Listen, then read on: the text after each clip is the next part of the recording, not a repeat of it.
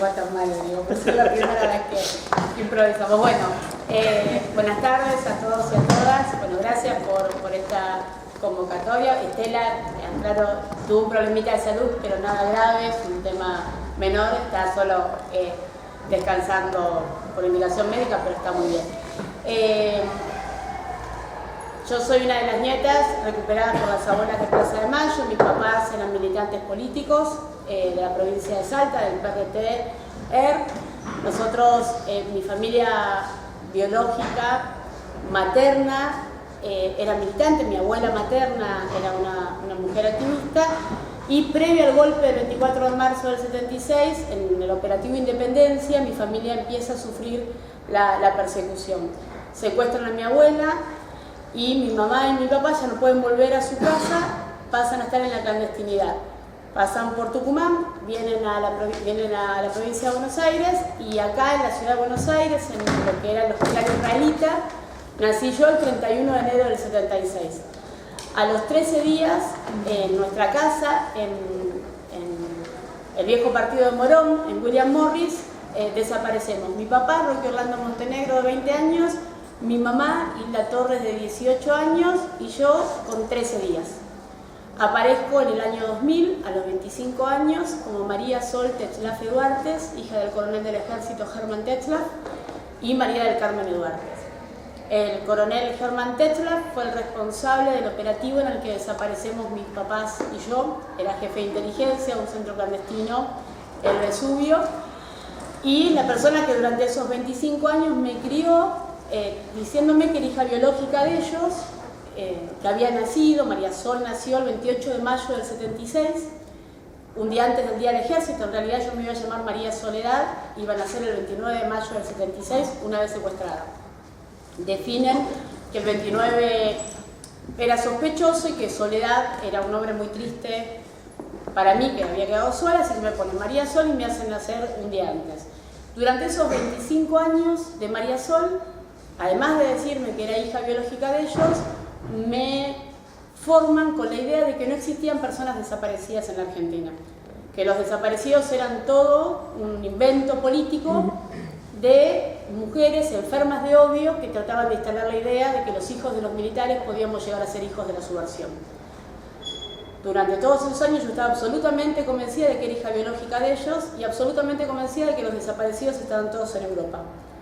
Hasta que el juzgado me notifica que efectivamente por ese análisis que me había hecho en el año 93, que para mí había sido un trámite,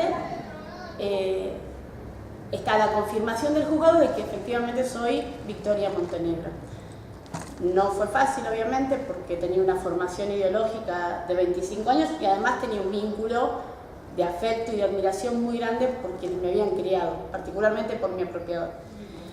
En ese camino de poder deconstruir la mentira fue, primero, recuperar la historia política de mis papás, la lucha de mis padres, pero además poder entender lo que significaron los organismos de derechos humanos para los nietos, pero para todos nosotros, ¿no? Por el camino que hicieron las abuelas cuando nosotros desaparecemos. Nosotros desaparecimos cuando yo tenía 2 semanas. Mi papá era morocho, mi mamá era rubia y de ojos azules.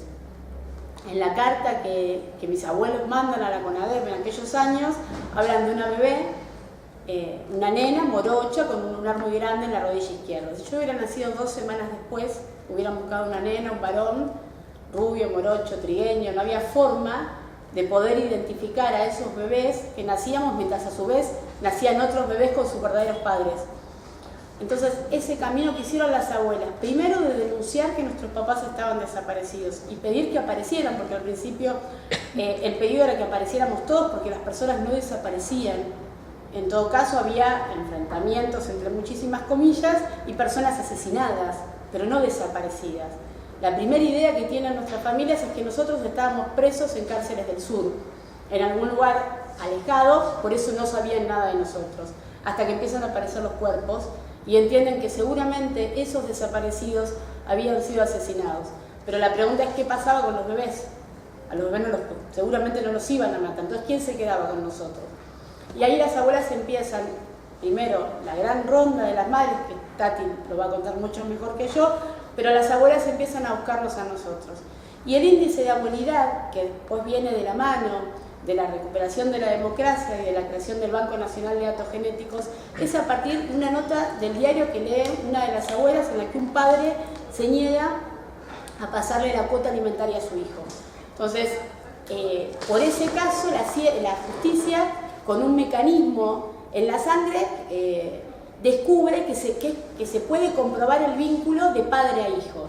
Entonces ahí las abuelas dicen, hay forma a través de la sangre de comprobar el vínculo. ¿Qué pasaba? Nosotros no teníamos a nuestros papás para poder confirmar que éramos hijos de ellos. Entonces las abuelas van al mundo y en Estados Unidos un grupo de científicos, pensando en ellas, avanza en lo que va a ser el índice de abuelidad, la forma de descubrir a partir de la sangre el vínculo entre los abuelos y las abuelas y los nietos. Esto viene de la mano de la democracia y se crea el Banco Nacional de Datos Genéticos.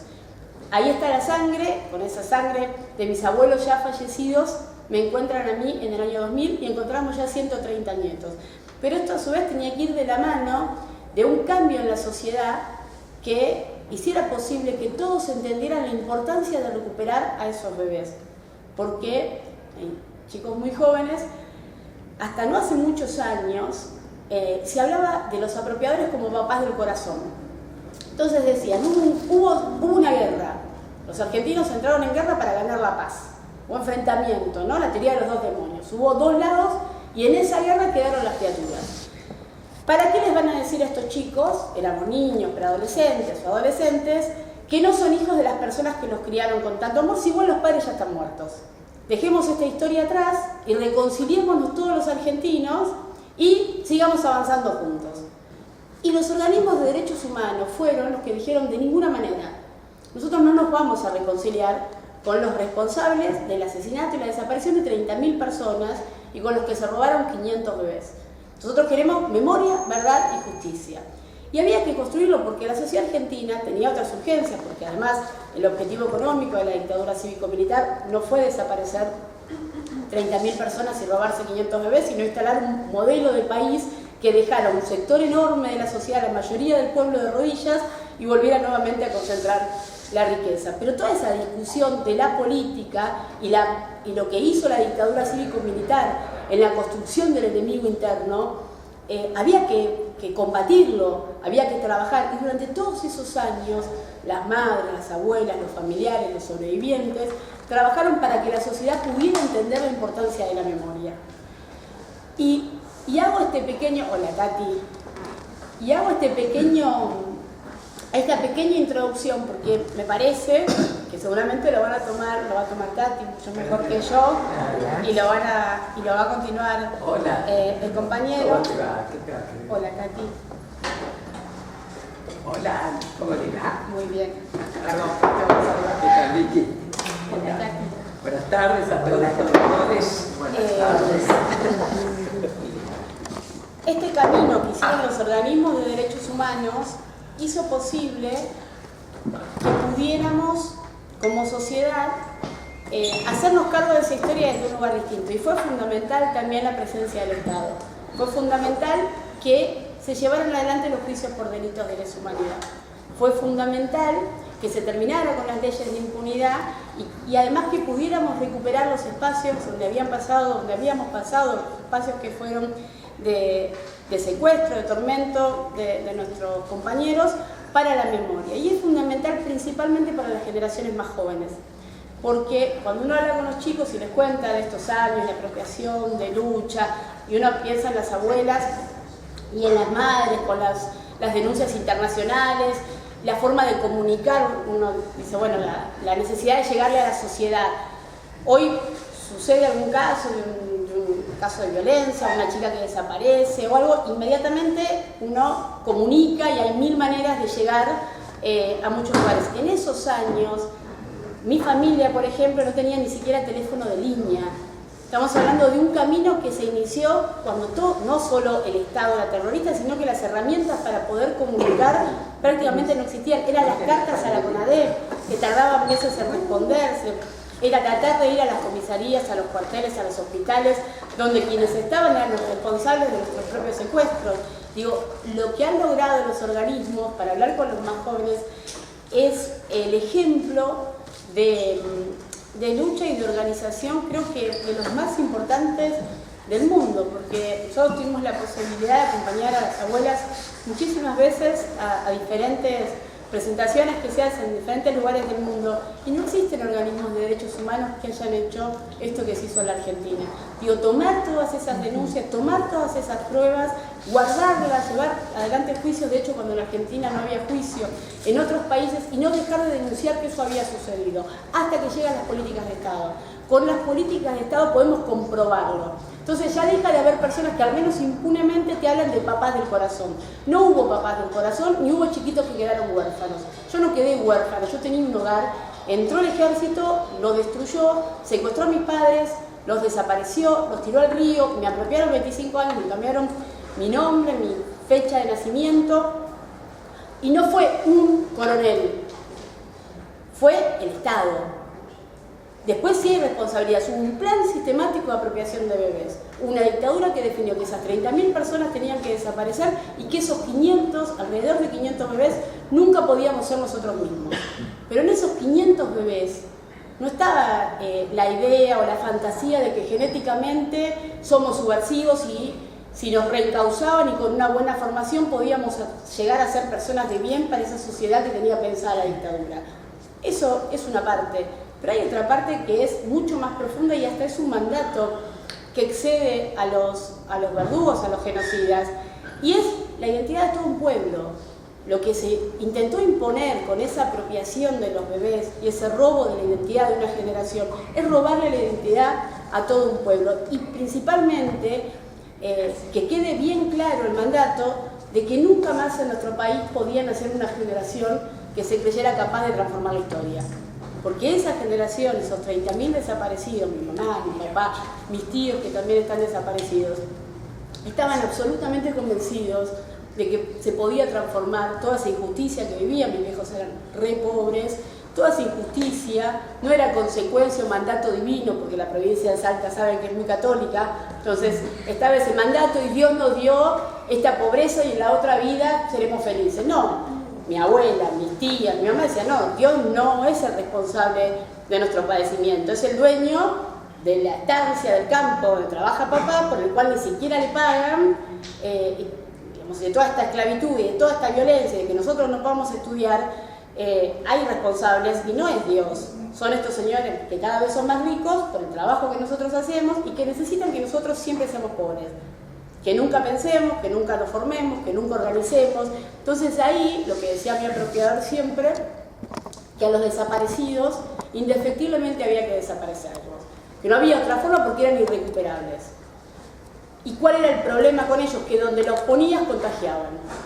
Entonces no había otra solución que desaparecerlos porque a los subversivos contagiaban.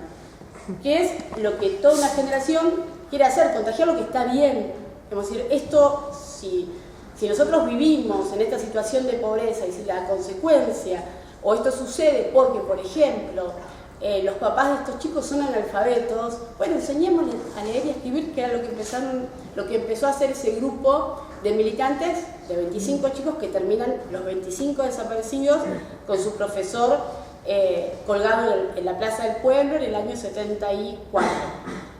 Digo, y hago este pequeño ejercicio de memoria por lo que hoy está pasando en América Latina.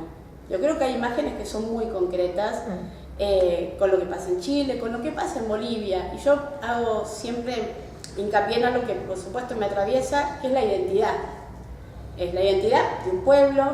Y lo primero que sucedió con el golpe de Bolivia es que ingresaron con la Biblia. Claro, yo soy católica, pero tengo muchísimas contradicciones con respecto al rol de la Iglesia en algunos países, en el mundo, perdón, y lo que está pasando en Bolivia, y además algo que tiene que ver con prender fuego la huipala, digo, es destruir esa identidad, es destruir y perseguir a quienes están orgullosos de su identidad.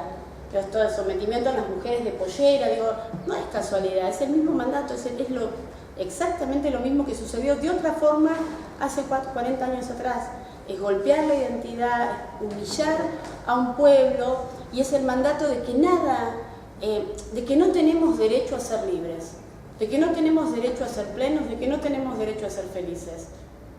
Y es lo que tenemos que poder enfrentar, y es el desafío que viene también, porque si uno ve lo que está pasando en Chile, en Brasil, en Bolivia, muchos países hermanos que no tuvieron estos procesos de memoria, porque la bronca en la Argentina se pudo resolver de alguna manera a través del voto popular. La gente entiende que es fundamental la democracia, entiende que hay que tener un posicionamiento político, y bienvenido sea, pensemos a favor o en contra, pero que es la democracia lo que nos contiene, porque esa historia no la queremos repetir nunca más. Esa historia de violencia por parte del Estado, de desaparición, esa historia no podía volver a la Argentina de esa manera. Pero hay algo, y hay un mandato, y está de vuelta la cuestión de fondo de la que nunca hablamos, que permanentemente avanza, que ahora está avanzando nuevamente sobre todo el continente. No es que hace 43 años se levantaron una mañana 3 personas y decidieron hacer un golpe de Estado. Previo a eso lo formaron en la Escuela de las Américas a todos los oficiales de los ejércitos de América del Sur, y donde había presidentes que se parecían a su pueblo, se instalaba un golpe militar. No estaba en la voluntad de aquellos países que ejercen permanentemente su fuerza sobre quienes queremos ser libres, el deseo de que pudiéramos serlo. Ahora, lo que vemos en América Latina se parece mucho a lo que pasó hace 43 años. De otras formas, con otras prácticas, pero permanentemente está esta disputa. Y esto va a suceder siempre. Por eso es tan importante el desafío de entender cuál fue el rol de la Argentina y cuál es el rol de la Argentina ahora.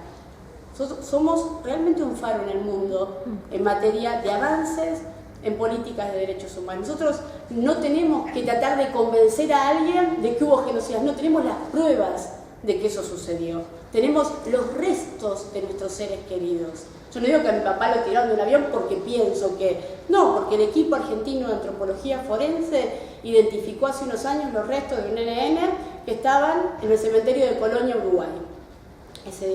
Ese masculino NN que estaba en el cementerio de Colonia, Uruguay, que llegó el 17 de mayo del 76 a las costas, era mi papá. Gracias al equipo forense lo identificamos a todos los chicos, que fueron alrededor de 7, que durante esa semana aparecieron en las costas de Uruguay. Y así pudimos, o vamos a poder comprobar cuando lleguemos al juicio, de que previo al 24 de marzo funcionaban en nuestro país los centros clandestinos. Al menos Campo de Mayo, que entendemos que es el lugar donde estuvieron mis papás, es el lugar donde operaba Tesla también, fue un centro clandestino que de la base del Palomar salían los vuelos que arrojaban los cuerpos de nuestros compañeros y compañeras, de mis viejos, vivos. Dios, está comprobado en la justicia. Entonces uno sabe que somos hijos de esta historia, sabemos que esta historia es dolorosa y queremos que esta historia no se repita nunca más. Lo importante de la memoria es eso, poder compartirlo, que es cierto, a los hijos y a las madres, a los familiares nos pasó directamente en la ausencia de nuestros seres queridos, pero esta historia nos pasó a todos los argentinos. O sea, hay 30.000 personas que nos faltan a todos nosotros, que serían seguramente muchos de ellos profesores, compañeros de ustedes, vecinos, amigos, y que no están porque un Estado terrorista definió que no estuvieran, y que todavía seguimos buscando sus restos, y centenares de bebés apropiados por la dictadura, que hoy somos hombres y mujeres, muchos de nosotros madres y padres. Algunos de nosotros, los que fuimos padres y madres muy jóvenes, somos abuelos. Yo tengo un nieto de 1 año. Entonces, mi generación, la de nuestros hijos y la de nuestros nietos, son 4 generaciones con la de nuestros padres desaparecidos. Entonces, cada vez que recuperamos un nieto, cada vez que recuperamos los restos de alguno de nuestros desaparecidos, cada vez que podemos aportar alguna prueba, cada vez que visitamos un espacio para la memoria, cada vez que nos comprometemos en esta discusión, ayudamos a mantener estas bases.